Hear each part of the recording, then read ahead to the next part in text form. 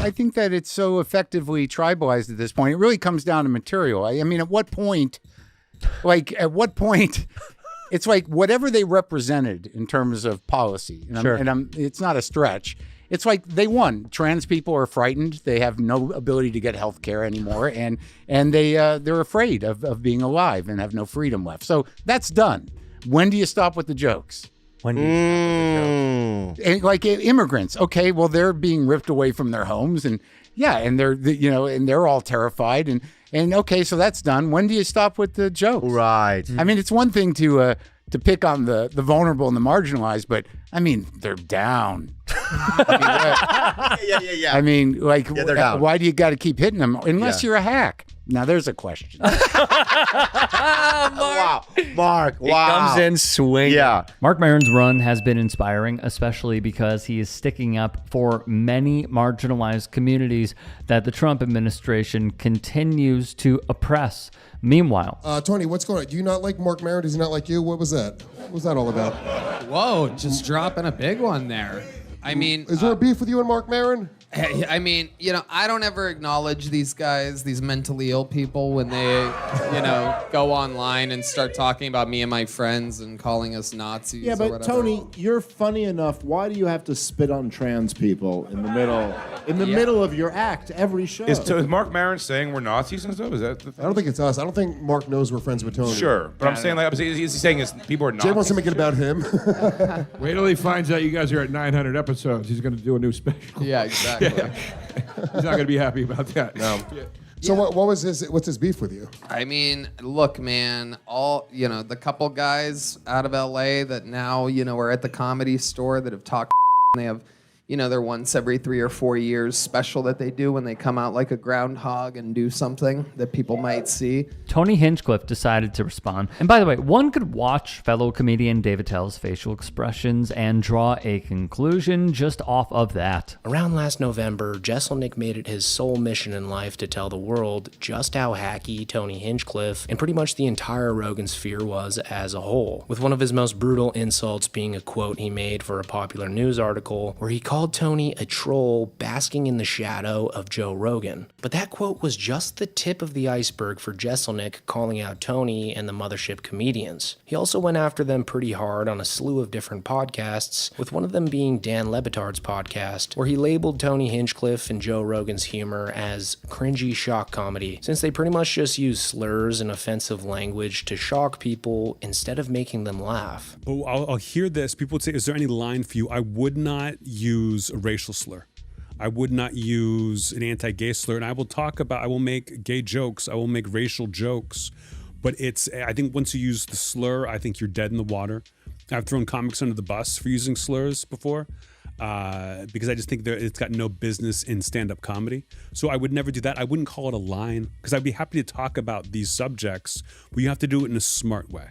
Again, you want people laughing, not just, like, that can't be all there is. It's got to be a laugh in there. And people it can't be provocative for the sake of provoking. Mm-hmm. Comedian Anthony Jeselnik has also fired shots at Tony, who, by the way, has thrown plenty back. It is incredible. It's almost Jeselnik-esque, but you make fun of yourself and you do more than one punchline every 3.5 minutes. So it's a total different vibe. It's absolutely incredible. Thank you. You acknowledge that you're human and and you make fun of yourself sometimes and real things, not just made up characters. He ripped Jeselnik on his own show, Kill Tony. And Maron, Jeselnik, they all are on multiple episodes of Kill Tony. They've always smiled right to my face. Phonies. They all fancy enough, coincidentally, never leave avails when they know I'm going to LA. Wow. They're never around. Wait, are they? Jeselnik also came at Kill Tony? Yeah, Jeselnik. Well, They've both done multiple appearances on Kill Tony, all pre-pandemic when we were in LA, and when they want to push things, they. No, but I'm asking, like, did he recently say something about Kill Tony? Yeah, I think Jeselnik's taking a bunch of shots, right? when he had a special to promote. Now he's going to be gone for a few years. And, while I put out 2.5 hours of comedy content every week. Wow.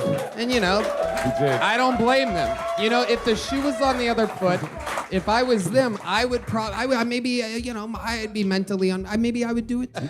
He had a special to promote, and he's ending his podcast, Maron. Yeah. He's ending it because literally no one's listening to it. Wow. I mean, I don't know if you look at the charts at all. No, it's a thing. No one listens to it. Let's also be clear. Jeselnik cleared Tony because of his Puerto Rico joke, all right? No revisionist history should be taking place here, but if that's what Tony really wants to do, go for it. Then there was Maron during his comedy special on HBO Max stating, and I quote, "I think if Hitler were alive today, he'd probably appear on Theo Vaughn's podcast from Vox." He then, as in Maron, proceeds to imitate a half-baked, drawling Theo Vaughn, Archbishop of the Dude Bro podcaster, softballing questions about drug use to a hypothetical Hitler. Maron quips as Vaughn, "On our podcast," he snarks in an earlier moment, "we can bravely speak power to truth, now that truth can no longer defend itself." I mean, to be fair, I am a Nazi. Well, but he only visits. But he only comes in for a couple days a week. I'm a Nazi on the weekends, okay? Relax. So he's calling you guys and Joe Rogan Nazis, right? Is that what's happening, Yes, essentially? the 2 biggest, most watched podcasts. Which is such a hack thing at this point. It's crazy. Yeah, I mean, the whole Nazi thing, I just kind of feel like that's such a 2016 thing to be calling comics. Yeah, To have dude. another comic doing it. 2000 and late with that. There you go. Today, You're so 2008. You're so 2000 and late with we'd that Nazi. prefer to be called hilarious Nazis. Thank you. That's fair. I'll take Nazi as long as you admit that we're pretty funny. If you go... Listen, guys, I think you're all hilarious, honestly. I don't get to go, that guy's hilarious. I mean, for a Nazi, you think I wouldn't laugh, but the guy tickles me. Few things to say here. The first is, and I've gone on the record saying this, however you feel about Tony Hinchcliffe, his model for content, his design for a show is A+. It just is. Getting well-known comedians to sit basically on a panel, give unknown comedians 1 minute, and have those known comedians judge the unknown.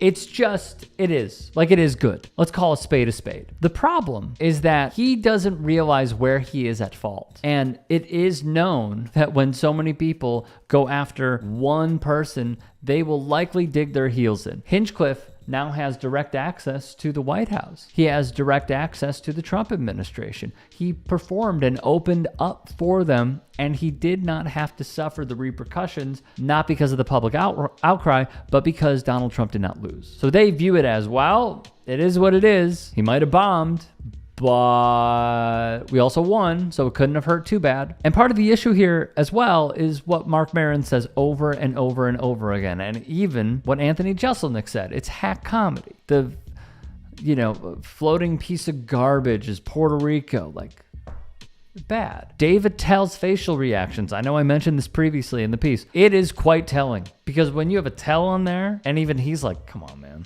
really? These are all yes men who are in cahoots with one another on a podcast, which is cool, do it. When you are seeing Maron call out Hinchcliffe and Rogan and Theo Vaughn, it comes from a very good place, because if you read between the lines of what he is saying, it is this: they ushered in a fascistic agenda, and their comedy is largely built on having that one, oh my God, I can't believe he said it moment. And it is pretty gross, man. I'm not gonna lie, it is gross.